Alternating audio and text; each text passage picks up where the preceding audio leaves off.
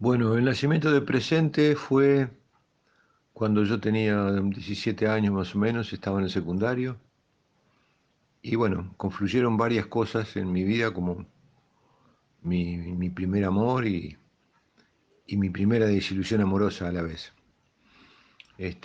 También el descubrimiento de la literatura como fuente de inspiración, la música de los Beatles, fueron muchas cosas que influyeron en mí en ese momento.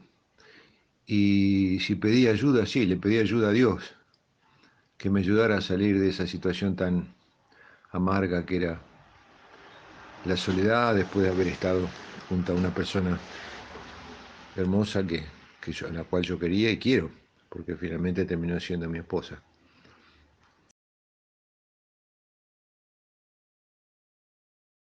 Los primeros pasos con el violín fueron por mi papá. Mi papá, Héctor, era violinista aficionado y teníamos un violín en casa y yo lo escuchaba tocar a él cuando volvía de trabajar, era profesor de inglés, y volvía a casa y agarraba el violín y se ponía a tocar y a mí me encantaba escucharlo y me quedaba bastante tiempo con él en la habitación donde él practicaba. Hasta que un día apareció con un violín y me dijo, mira, te conseguí este violín para vos. Era un violín más chiquito, un violín para niños, y a partir de ese momento empecé a tocar junto con él, hasta que él tomó la determinación de mandarme a una profesora para que yo pudiera estudiar ordenadamente y de una manera académica. En cuanto a la guitarra la estudié solo, la aprendí solo. Encontré una guitarra en un lugar, se la pedí a una persona, la tenía abandonada, me la dio y ahí arranqué. Aunque antes había tenido otras experiencias con otras guitarras prestadas, pero esta fue la que me conseguí y con la que empecé a tocar y a componer con la guitarra. Anteriormente yo componía con el violín, pero a partir de ese momento empecé a componer con la guitarra.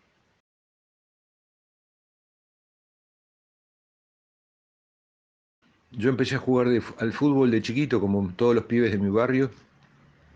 Teníamos unos campitos, unos potreros muy cerca, entonces pateábamos todo el día.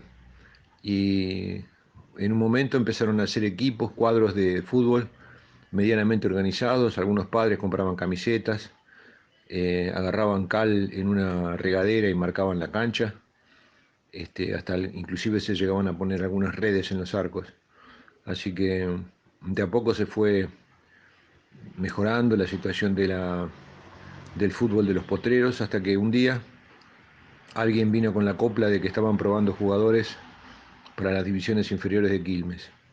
Entonces yo me fui a probar y gracias a Dios me aceptaron y empecé a jugar en las más bajas, en las divisiones más bajas. Yo creo que tendría 12, 13 años. Y pasaron un par de años y empecé a subir de división y llegué a jugar en la reserva con los jugadores de primera. Jugué un partido antes de la primera con el público en las tribunas y la verdad que fue una experiencia hermosa. En realidad los guantes no me los saqué nunca porque cuando me saqué los guantes de arquero me puse los guantes de halconero, así que siempre ando con los guantes puestos. Y la viola me la colgué a partir de los 13, 14 años y ya después no me la saqué más de encima. Ya estuvo conmigo, me acompañó siempre, a donde fuera, y a ella le debo toda mi carrera profesional, porque yo me desarrollé como guitarrista, lo del violín fue algo tangencial, aunque yo verdaderamente me preparé para el violín de manera académica, pero la profesionalidad me llegó con la guitarra.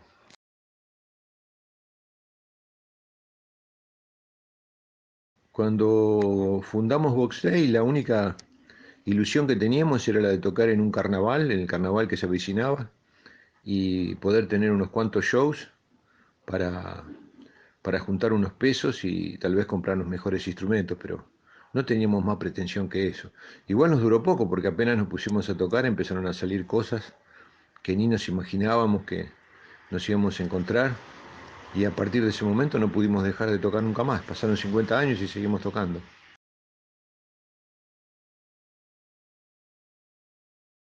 Bueno, las grietas siempre existieron entre la música comercial y la música de rock. Lo que pasa es que ahora en realidad el rock es tan comercial como la música más comercial. Así que prácticamente no existe más todo eso, ya es una de estas cosas que ponen para dividir a la gente, pero en realidad no existe. El rock es ahora algo absolutamente comercial, que dejó de ser un grito anticultural, mejor dicho, contracultural, y que pasó a ser algo decididamente comercial y que está manejado por los monopolios y, y no forma parte ya de la vanguardia. Ya no es más la vanguardia. Ha perdido el carisma que tenía para pasar a ser algo estrictamente de índole económico, exclusivamente.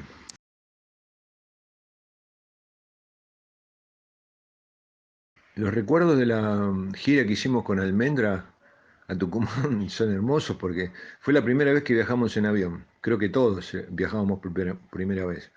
Y fuimos en un avión a hélice, que tenía hélices, lo cual hacía que era como un barrilete. Y estábamos muy emocionados.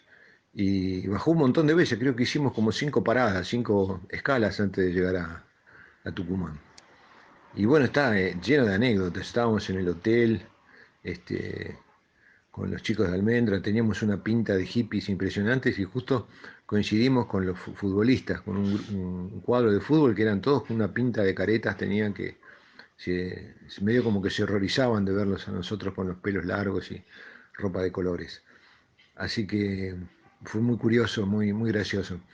Y lo de Luis Alberto no, en realidad no fue un convencimiento por parte de Luis hacia nosotros, sino que en ese momento prácticamente todo el movimiento de vanguardia de la música, que en ese momento se llamaba progresiva, estaba cantado en castellano. Entonces, para nosotros, para los Box Day, realmente, seguir cantando en inglés significaba que no podíamos entrar dentro de ese frente de músicos que pertenecían a ese movimiento.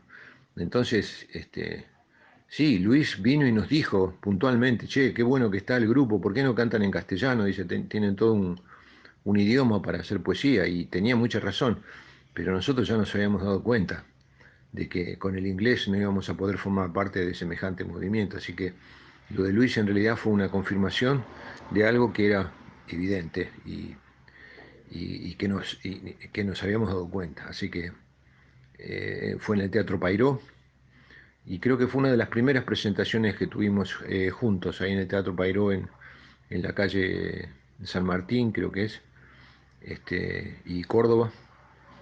Un teatro muy chiquito, un teatro de vanguardia, donde nos reuníamos en la esquina en un bar, y ahí estaba prácticamente toda la bohemia de Buenos Aires de ese momento. Yo creo que fue el año 68, una cosa así, o tal vez 69.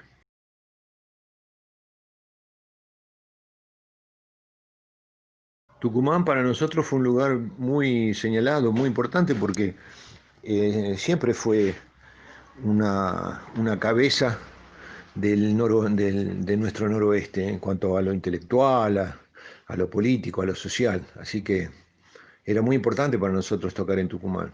Desgraciadamente, casi no volvimos más después de esa época. No sé si habremos vuelto una vez o dos, pero de una manera muy así, muy circunstancial. La verdad que lo lamento mucho. Y los recuerdos que tengo es que una de las cosas lindas que pasamos, además de tener contacto con el público y eso que es bárbaro, me acuerdo que nos llevaron al cerro que está ahí cerquita de la ciudad. Y, y esos árboles, esa vegetación selvática, San Javier, el Cerro San Javier, nos encantó, nos pareció precioso. Y yo creo que después nos llevaron a Tafí también a conocer, fuimos a comer un asado a Tafí, un lugar también muy hermoso.